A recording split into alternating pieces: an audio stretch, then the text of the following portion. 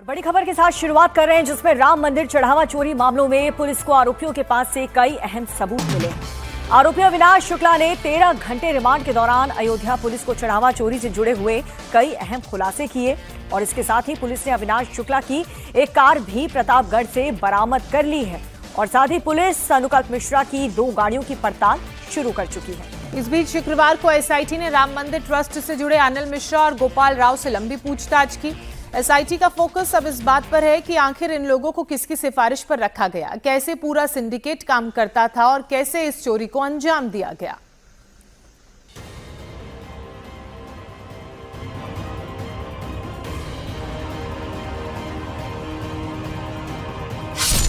राम मंदिर में हुए महापाप की जांच जैसे जैसे आगे बढ़ रही है, चढ़ावा चोरों पर पुलिस और एसआईटी का शिकंजा कसता जा रहा है।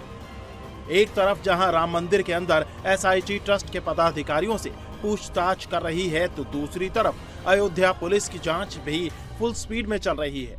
अविनाश को रिमांड में लेकर पुलिस की पूछताछ और मामले की पड़ताल में चढ़ावा चोरी में एक एक कर 3 कारों का कनेक्शन सामने आया है। शुक्रवार को 13 घंटे की पुलिस रिमांड के दौरान आरोपी अविनाश शुक्ला की निशानदेही पर पुलिस ने एक ब्रेजा कार बरामद की, UP 42AP 6054। ये कार अविनाश के प्रतापगढ़ वाले घर से बरामद की गई है। आरोप है कि इस कार का इस्तेमाल चोरी की रकम को ट्रांसफर करने के लिए किया जाता था। ये कार अविनाश शुक्ला के भाई अभिषेक के नाम पर रजिस्टर्ड है। सूत्रों की माने तो अविनाश शुक्ला ने ये सेकेंड हैंड ब्रेजा कार चढ़ावा चोरी के पैसों से खरीदी थी। राम मंदिर दान चोरी मामले में अविनाश शुक्ला की पुलिस ने रिमांड ली है और आज उससे रिकवरी की गई है। इस वक्त हम थाना राम जन्मभूमि में मौजूद हैं और यही वो गाड़ी है जो अविनाश शुक्ला के भाई के नाम पर रजिस्टर्ड है। प्रतापगढ़ से पुलिस ने इसे अपने कब्जे में लिया है। फिलहाल पुलिस ने नंबर प्लेट को यहां से हटा दिया है, लेकिन जैसे ही आप आगे बढ़ेंगे तो आपको दिखाई देगा कि यहाँ गाड़ी के अंदर नंबर प्लेट सीट पर रखी हुई है। गाड़ी का नंबर है UP 42AP 6054। ये वो ब्रिजा है जो प्रतापगढ़ से यहाँ लाई गई है। अविनाश शुक्ला के साथ जो पूछताछ हुई उसके बाद आपको बता दें कि ये गाड़ी अविनाश शुक्ला के भाई जो कि अयोध्या में प्राइमरी टीचर हैं, उनके नाम पर रजिस्टर्ड है। आगे की नेम प्लेट अभी यहाँ लगी हुई है जो पुलिस ने नहीं हटाई है। 2017 का मॉडल है, 8 साल पुरानी है और यहाँ फिलहाल इसे जब्त किया गया है। हालांकि एक प्राइमरी टीचर एक गाड़ी खरीद सकता है, लेकिन क्या इस गाड़ी को जब सेकेंड हैंड खरीदा गया तो पेमेंट कैश में हुई, किसको ली गई, कैसे ली गई, वो सब जानकारी जुटाई जा रही है और फिलहाल इस गाड़ी को जब्त कर यहाँ राम जन्मभूमि थाना में इसे जमा किया गया है। शुक्रवार को पुलिस रिमांड के दौरान पुलिस अविनाश को अयोध्या के अलग अलग इलाकों में लेकर गई। पहले अविनाश से पुलिस लाइन में पूछताछ की गई, इसके बाद कौशलपुरी योग सेंटर में लेकर गई। यहीं पर अविनाश शुक्ला रहता था। इसके बाद पुलिस उसे 14 कोसी परिक्रमा मार्ग लेकर गई। सूत्रों की माने तो यहीं पर चढ़ावा चोरी की रकम आपस में बांटते थे। वहीं अनुकल्प की गाड़ियों की भी जांच अयोध्या पुलिस कर रही है। अनुकल्प ने हाल ही में एक सफेद रंग की डिजायर गाड़ी खरीदी थी और जिसकी डिलीवरी लेने की फोटो उसने सोशल मीडिया पर डाली थी। सूत्रों की माने तो अनुकल्प ने एक स्कॉर्पियो गाड़ी भी बुक की थी, लेकिन गाड़ी की डिलीवरी लेने से पहले ही चढ़ावा चोरों की चोरी पकड़ी गई और अनुकल्प मिश्रा जेल पहुंच गया। चढ़ावा चोरी के मामले में एसआईटी चढ़ावा चोरी की कड़ी से कड़ी जोड़ रही है। ट्रस्ट के जिम्मेदारों से पूछताछ कर रही है। एसआईटी के रडार पर चंपत राय से लेकर अनिल मिश्रा और गोपाल राय तक है। एसआईटी सभी से एक एक कर पूछताछ कर रही है। शुक्रवार को एक बार फिर ट्रस्ट के मेंबर अनिल मिश्रा और गोपाल राव से एसआईटी ने लंबी पूछताछ की। अनिल मिश्रा और गोपाल राव दोनों सुबह एसआईटी के सामने पेश हुए। पहले अनिल मिश्रा से दोपहर 2 बजे तक पूछताछ की गई। इसके बाद गोपाल राव से सवाल जवाब हुए। सूत्रों की माने तो एसआईटी की सख्ती के बाद ट्रस्ट के सदस्य अब एक दूसरे पर चढ़ावा चोरी का ठीकरा फोड़ रहे हैं। गोपाल राव ने चढ़ावा चोरी के लिए टिन्नू यादव एंड गैंग को जिम्मेदार ठहराया है। एसआईटी अनिल मिश्रा से भी पूछताछ कर रही है, साथ ही गोपाल राव से भी पूछताछ करके गोपाल राव के स्टेटमेंट रिकॉर्ड किए जा रहे हैं। सूत्रों के मुताबिक गोपाल राव लगातार ये कह रहे हैं कि पूरी जिम्मेदारी टिन्नू यादव की थी, यानी कि ट्रस्ट से जुड़े जो अहम सदस्य हैं चंपत राय के अलावा वो सभी एक दूसरे के ऊपर चंदा चोरी का ठीकरा फोड़ रहे हैं। जब एसआईटी ने शुरुआत में इस पूरे मामले की जांच की थी तो चंपत राय के स्टेटमेंट रिकॉर्ड किए थे, लेकिन उस वक्त अनिल मिश्रा और गोपाल राव से पूछताछ नहीं हो पाई थी। एसआईटी अनिल मिश्रा और गोपाल राव से ये जानने की कोशिश कर रही है कि आखिर चढ़ावे की काउंटिंग में इन लोगों को किसने रखा, किसकी सिफारिश पर बिना क्वालिफिकेशन देखे लोगों को रखा गया। महाकुंभ के दौरान ज्यादा चढ़ाव आने पर काउंटिंग के लिए किसके कहने पर लोग बढ़ाए गए। बैंक के जरिए आउटसोर्स कंपनी में करीब 20 लोग किसकी सिफारिश से रखवाए गए। एसआईटी अब इस बात का पता लगाने की भी कोशिश कर रही है कि आखिर कैसे पानी बेचने वाले मैकेनिक ड्राइवरों को बिना किसी एक्सपीरियंस के चढ़ावा गिनने का काम दे दिया गया। बताया जा रहा है कि चंपत राय ने रामलला मंदिर की जो भी पूरी जिम्मेदारी थी, खास तौर पर दान चंदा को लेकर, अंदर एंट्री को लेकर, सभी जिम्मेदारी डॉक्टर अनिल मिश्रा को दी हुई थी। और अनिल मिश्रा के रिकमेंडेशन पर ही जितने आउटसोर्स कैशियर्स थे जिनकी गिरफ्तारी की गई है उन सबको यहां पर भर्ती किया गया था, जिनमें से कई लोग ऐसे हैं जिनका प्रोफाइल ना तो बैंकर का था ना ही अकाउंटेंट का उनका प्रोफाइल था, कोई मैकेनिक था, कोई पानी की बोतलें बेचने का काम किया करता था। तो आखिरकार उनको इतनी बड़ी जिम्मेदारी कैसे दे दी गई? इन्हीं तमाम सवालों के जवाब ढूंढने के लिए फिलहाल एसआईटी अनिल मिश्रा और गोपाल राव के स्टेटमेंट रिकॉर्ड कर रही है और जरूरत पड़ने पर चंपत राय से भी दोबारा पूछताछ की जा सकती है। सूत्रों की माने तो राम मंदिर के अंदर की पूरी जिम्मेदारी चंपत राय ने अनिल मिश्रा को दे रखी थी। एसआईटी अब इसकी भी जांच कर रही है कि राम मंदिर से जुड़े किन लोगों की संपत्ति हाल ही में कुछ सालों में तेजी से बढ़ी है। दान पात्र हैं, उसमें भी बहुत सारे लोग अपनी सोने की चेन, अंगूठी ये सब चढ़ाते हैं, सोने के सिक्के, चांदी के सिक्के।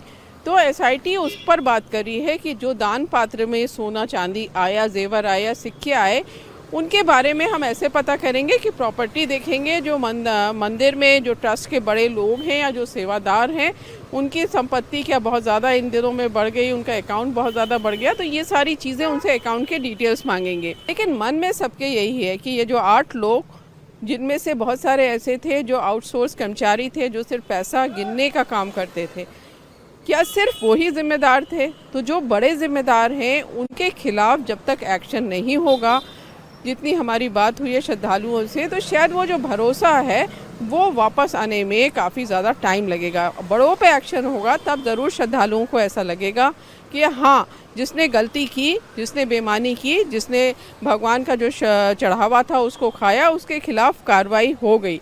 तो यानी न्याय हमें मिला कि जो हमने चढ़ावा चढ़ाया था वो किसी और के जेब में गया, लेकिन उसको पकड़ लिया गया। सूत्रों की माने तो आज पुलिस गिरफ्तार आरोपियों में से किसी और आरोपी की पुलिस कस्टडी की मांग कर सकती है। बताया जा रहा है कि पुलिस कस्टडी के दौरान अविनाश शुक्ला ने चढ़ावा चोरी से जुड़े अहम राज खोले हैं, जिससे चोरी के इस पूरे सिंडिकेट से पर्दा उठ जाएगा। तो अयोध्या राम मंदिर में चढ़ावा चोरी के मामले में जांच लगातार जारी है और जांच में नए खुलासे हो रहे हैं, एक से बढ़कर एक खुलासे हो रहे हैं। अब जो अहम खुलासा हुआ है वो ये कि चढ़ावा चोरी के जरिए अयोध्या की मर्यादा को तार-तार करने की कोशिश की गई। टिन्नू यादव और उसके गैंग ने सोने चांदी की ज्वेलरी, वीवीआईपी दर्शन में बड़ा खेल किया है। चंपत राय के करीबी टिन्नू यादव पर सोने और चांदी की ज्वेलरी को रखने की जिम्मेदारी थी, लेकिन जिन भक्तों ने भगवान राम को ज्वेलरी चढ़ाई उन्हें ना तो रसीद दी गई ना ही उनकी ज्वेलरी। रामलला के पास जो नजर आ ना ही वो ज्वेलरी जो है वो नजर आ रही है। भगवान राम में आस्था रखकर महंगी ज्वेलरी दान करने वाले श्रद्धालुओं ने जब ट्रस्ट के महासचिव चंपत राय से सवाल किया तो चंपत राय ने उन्हें अहंकार के साथ जवाब दिया।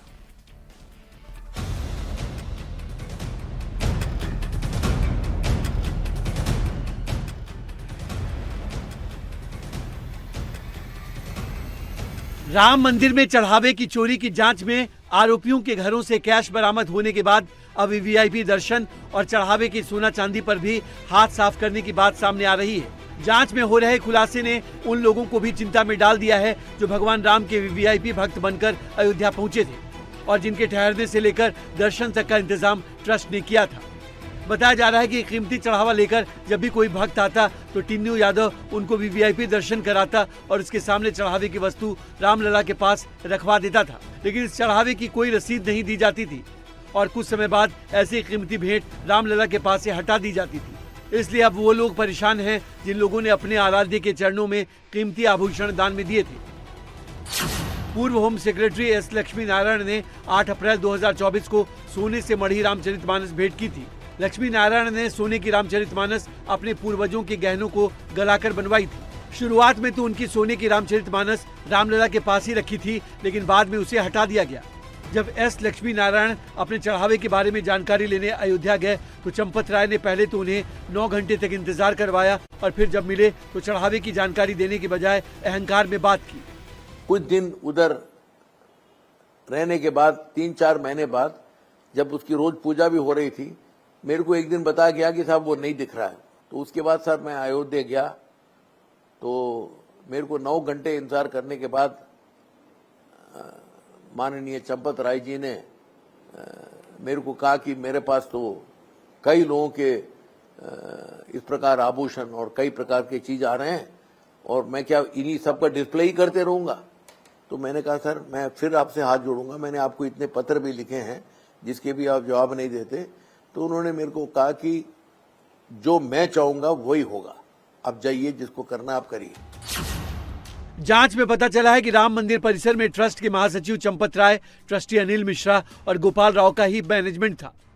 डॉक्टर अनिल मिश्रा की देखरेख में बैंकों में पैसा जमा होता था तो टिन्नू यादव पर सोने और चांदी की ज्वेलरी रखने की जिम्मेदारी थी। अयोध्या के रोकड़िया हनुमान मंदिर के महंत विनोद मिश्रा ने सोने चांदी के चढ़ावे में घमंड की आशंका जताई है। उन्होंने बताया कि मुंबई के एक यजमान ने 29 अक्टूबर 2025 को रामलला को चांदी की चरण पादुकाएं और दूसरे आभूषण अर्पित किए थे। टिन्नू यादव ने उनको वीवीआईपी दर्शन कराया और उनसे चढ़ावा ले लिया, लेकिन जब रसीद मांगी गई तो टिन्नू यादव ने रसीद बाद में देने की बात कही। उसमें चरण पादुका था जिसमें 64 चिन्ह बने हुए थे और हार था। हाँ, उसमें जो है महीन कारीगरी की गई थी। 12 ज्योतिर्लिंगों का चित्र उकेरा गया था मंदिर सहित। उस समय मंदिर में भगवान जी के सामने टिन्नू यादव ने भेंट स्वीकार किया था और उसे थोड़ी देर के लिए राम जी के सामने रखा भी गया, धारण नहीं कराया गया। और हम लोगों ने कहा कि कोई एक रसीद दी जाए तो उन्होंने कहा कि अभी जांच पड़ताल के बाद कि ओरिजिनल चांदी है या क्या है, जांच के बाद हम कुछ रसीद आपको दे देंगे, आप तो हमारे बगल के हैं, आपको मिलेगा। पर बार बार टोकने पर आज तक न रसीद दी गई न भगवान को धारण कराया गया। राम मंदिर में चढ़ावे चोरी के बीच भक्तों को रामलला के दर्शन कराने के नाम पर भी अवैध उगाही करने का सनसनीखेज मामला सामने आया है। जांच में पता चला है कि गोपाल राव के साथ मिलकर टिन्नू यादव राम भक्तों को वीवीआईपी दर्शन की गारंटी देता था और इसके बदले में मोटी रकम वसूली जाती थी। रामलला के दर्शन के नाम पर वसूली का धंधा होटल वालों के साथ मिलकर चलाया जा रहा था। चूंकि राम मंदिर में वीवीआईपी दर्शन के लिए रोजाना 300 पास जारी होते थे, इन पास के लिए मंदिर कमेटी तो कोई पैसा नहीं चार्ज करता था, लेकिन मंदिर कैंपस में मैनेजमेंट देखने वाला टिन्नू यादव जिसे चाहता था उसे पास जारी करवा देता था और इसके लिए मोटी रकम वसूलता था। टिन्नू यादव ने राम मंदिर के जरिए पैसा कमाने का एक भी मौका नहीं छोड़ा। बताया जा रहा है कि टिन्नू यादव और गोपाल राव ने कुछ होटल वालों के साथ कॉन्ट्रैक्ट कर रखा था। जो यात्री होटल में ठहरे थे उन्हें होटल की तरफ से 25,000 रुपये के स्पेशल पैकेज का ऑफर दिया जाता था। इस पैकेज में रामलला के वीवीआईपी दर्शन और मंदिर में आरती करवाना शामिल होता था। जो भक्त इतना पैसा देने के लिए तैयार हो जाते थे उनकी लिस्ट टिन्नू यादव के पास पहुंच जाती थी। टिन्नू इन लोगों को वीआईपी गेट से एंट्री का इंतजाम करता था, जबकि व्यवस्थापक गोपाल राव वीआईपी दर्शन की व्यवस्था करवाते थे। काम होने के बाद दोनों को अपना अपना कमीशन मिल जाता था। वैसे तो रामलला के वीआईपी दर्शन के लिए मुफ्त में ऑनलाइन बुकिंग होती थी, लेकिन ज्यादातर लोगों को इसकी जानकारी नहीं थी। इसका फायदा टिन्नू यादव और गोपाल राव ने उठाया। बताया जा रहा है कि रामनवमी, दीपावली और नए साल पर जब दर्शन के लिए भक्तों की भारी भीड़ आती थी तब गोपाल राव और टिन्नू यादव ने वीआईपी दर्शन के नाम पर काफी पैसे कमाए। लेकिन ये खुलासा होने के बाद राम मंदिर में वीवीआईपी दर्शन की व्यवस्था फिलहाल खत्म कर दी गई है। वहीं सूत्रों के हवाले से ये भी पता चला है कि राम मंदिर में व्हील चेयर चलाने वाले चालकों की भी संपत्ति में इजाफा हुआ है। जिसके बाद अब मंदिर कैंपस में व्हील चेयर चलाने वाले चालकों की भी जांच होगी।